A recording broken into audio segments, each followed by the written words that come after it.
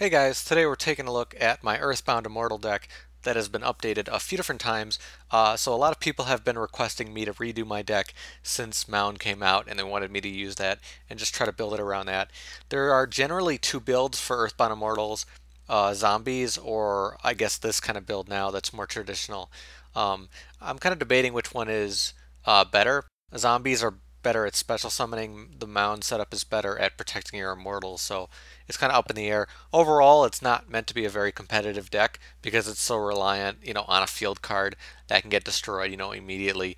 Luckily, with the new rules, it won't be as bad, but MST will still be a big issue, and you'll have to deal with that. So there are a lot of things you can do to bring them out, and you'll be able to protect them really well with Mound, but they do still have some issues. So I'll go into the cards and just talk about how my deck is running and how I'm trying to use this at your guys' request. So first off, we're going to be running 3 Giant Germ and 3 Nimble Momonga.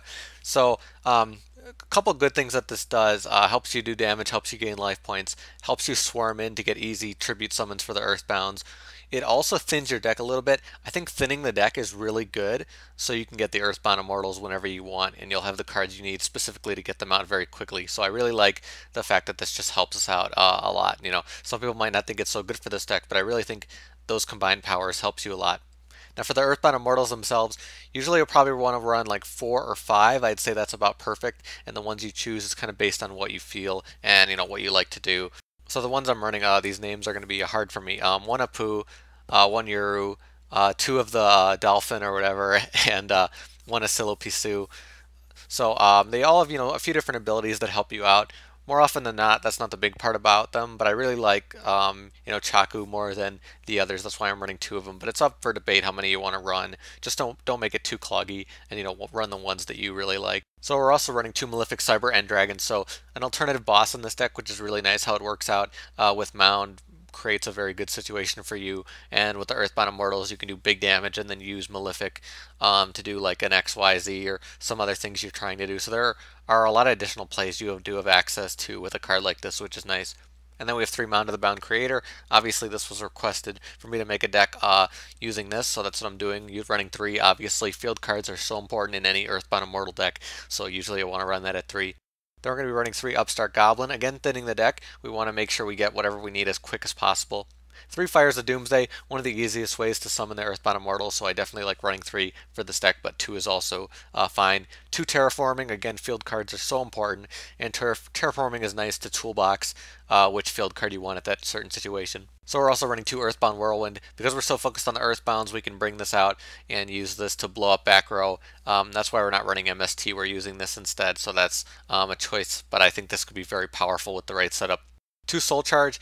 I think Soul Charge is very important for this deck because you can make those big recovery plays, and just getting the Earthbound out is big just because you can protect them with Mounds. So I think getting them out very quickly is nice, and you can do some additional big plays with this. 2 Forbidden Lance, just another form of protection for our big monsters. 2 Mausoleum, obviously the life point cost is pretty steep, but we're going to use this as an alternative way to get out the Earthbound Immortals. And I think 3 field cards is not enough for this deck, believe it or not, because of how reliant the deck is on field cards. 2 Pot of Duality, 1 Allure of Darkness. Draw power is going to be very important for this deck. That's why we're thinning. We want to get the cards we need very quickly, and special summoning is somewhat limited because you want to bring out the Earthbound Immortals, so Pot of Duality runs pretty nicely. For the few traps, 2 Metal Reflect Slime, helping us out, very great defensive card with Mound up, so very annoying for your opponent to get through, and also can help you out as a tribute or as a 10-star XYZ. 1 Offering to the Immortals, just kind of a choice card, tech card that can be helpful, in very, very certain situations. I definitely like it, but it's dead early on, but eventually it will be useful because usually your opponent won't attack you for more than 3,000 points at once, so that can be very nice to have. And then 2 Earthbound Wave, kind of the MST for this deck, just helping us really deal with specific cards like MST. This will be very important to deal with that and not let our Earthbounds be destroyed and counter, a lot of other things that our opponent is going to use. So for the extra deck, we really don't have a lot of choices. We're just going to be running a ton of 2 stars and 10 stars. Dark Mist in case we're able to get 3 out. Gachi, Herald. 2 Ronin Raccoon just because of Nimble Momonga, which I really like this card, so I like running 2 of it because you can bring it back with Soul Charge. one number 65 with our couple dark monsters, one shining elf, Daigusto Phoenix. For the 10 stars, 2 Gustav and 2 Skypalace, and one Superdimensional robot because he's really cool. I like to bring him out if we can.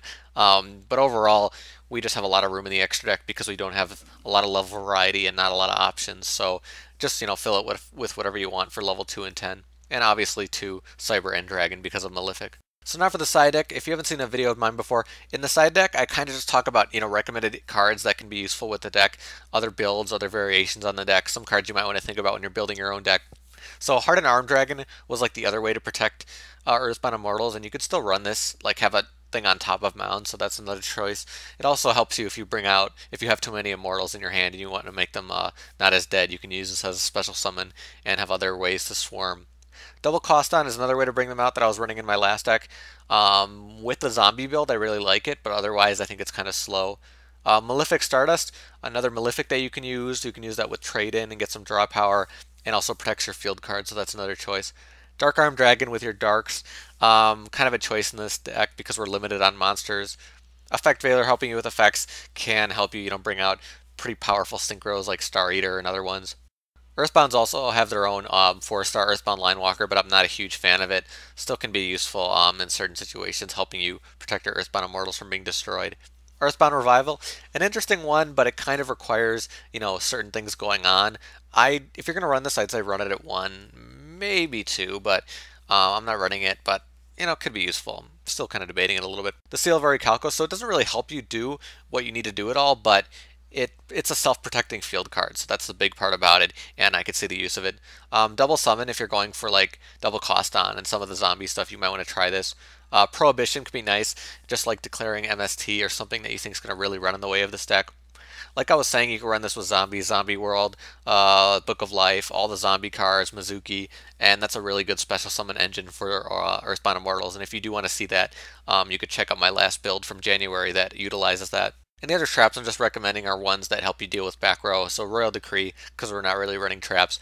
Trap Stun also, if you want to focus on just those attacks or OTKs. And Dark Bribe, again, MST is one of the biggest issues with this deck. So Dark Bribe can be a good one for this deck, but that +1 is really annoying these days. So that's my Earthbound Mortal deck using Mound, as was requested, as I said. Definitely a lot of fun. I really like this archetype.